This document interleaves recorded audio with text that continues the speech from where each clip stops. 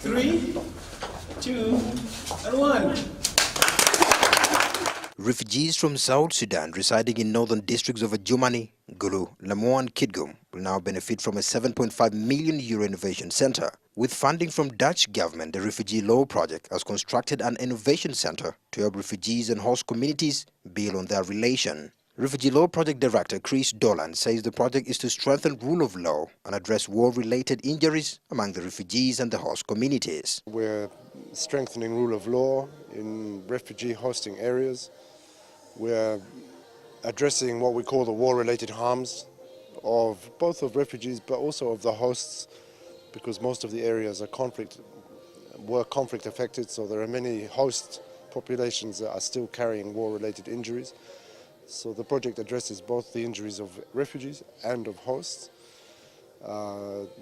We put a lot of emphasis on making it possible for people to speak for themselves. The Netherlands ambassador to Uganda, Henk Jan Baker, says his government will inject €60 million into physical and psychological programs for the refugees and host community in northern Uganda to help fight post-war trauma. We should not take lightly the physical and psychological trauma that all these refugees are dealing with. But we also very much acknowledge that the host communities in northern Uganda have their own trauma to deal with as well. So we are trying to push economic activity in these areas. This is still in the early stages, so I cannot tell you exactly what we are doing, what we will do in these projects. But one of it will be indeed skilling.